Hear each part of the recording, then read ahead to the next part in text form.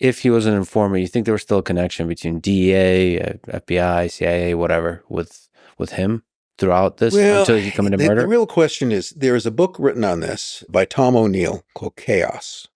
I'm not necessarily saying it's the easiest thing to get through. There's a lot of material there. I don't think O'Neill necessarily knows what to make of some of the stuff he came up with, but he does a very good job of sort of demolishing the whole Bugliosi narrative. And one of the people he mentions is a name that I had run into elsewhere. And so I really paid attention to it when I saw it again. And the name is Reeve Whitson. Reeve Whitson shows up on the fringes, even though he has no judicial function. He sort of hangs around Bugliosi in the prosecution. He's some sort of advice. He's just kind of there. In the same way that he was one of these guys, he grew his hair kind of long, wore bell bottoms, hung around the music community and elsewhere in Hollywood, but no one could tell you exactly what he did.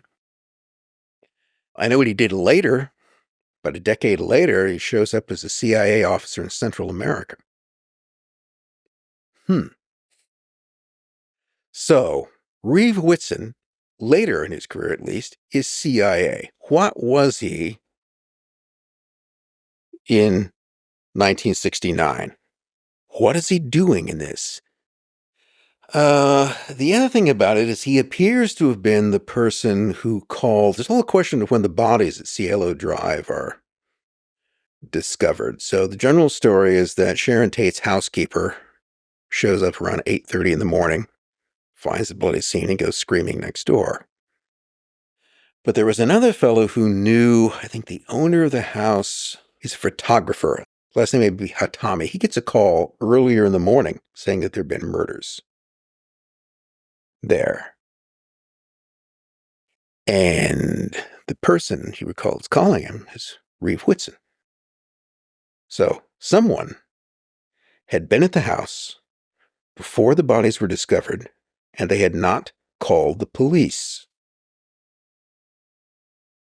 So I don't know what's going on there, but it's a curious kind of situation. And Manson, in a lot of ways, just kind of self-immolates himself. I mean, his behavior at the trial is bizarre. It's threatening. It's disruptive. He's got his girls out on the street carving X's in their forehead, carrying knives. One of the attorneys, initially his attorney, Ron Hughes, becomes Van Houten's attorney, and he figures out that the three girls, supposedly on Charlie's insistence, are going to confess. And they confess that it was all their idea, and Charlie had nothing to do with it.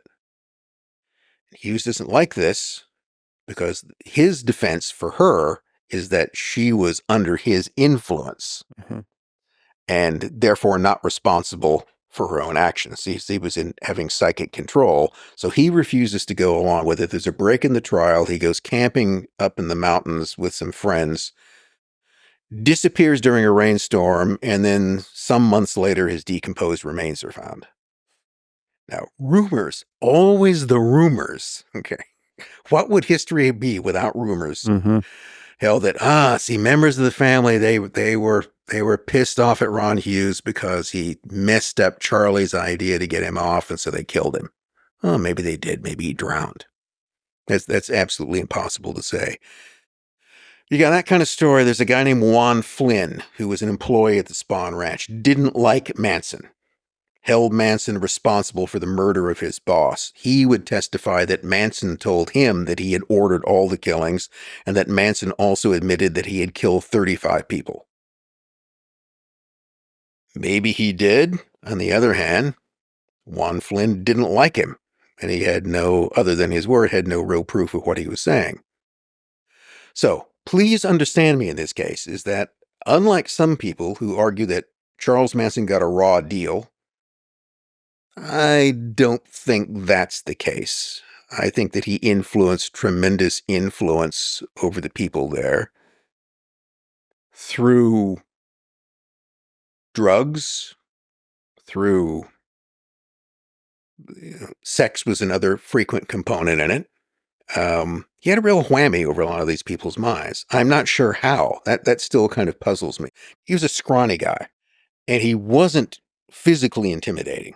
I mean, even a lot of women wouldn't be physically intimidated by him, but he nevertheless had this real psychological power. And if you look around him, the male followers he had were fairly big guys. So he could get people to do what he wanted. And again, to me, the simplest explanation for this is that it began with the Hinman killing, and probably on Manson's instigation, the others were copycat killings to throw off what was going on. If I was a cop, that's what I would focus on, because that seems to make the most sense.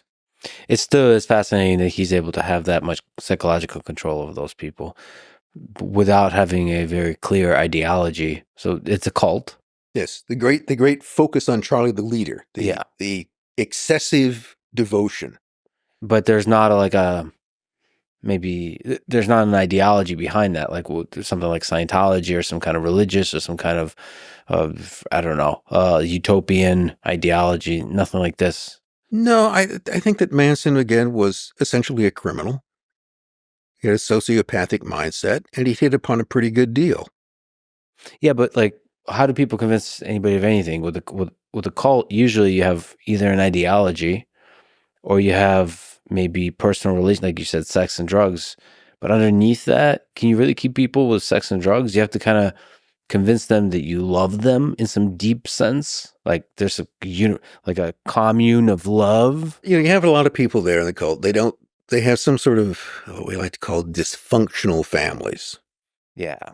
A lot of the females in particular seem to have come from, more or less middle-class families, but those are full of dysfunction. Their parents didn't love them. They were semi-runaways, and now they had this whole family. A lot of the younger women had children. Some of them by Manson, some of them by the others. They sort of bonded together. And again, we return to that pull towards belonging that gets us humans into trouble.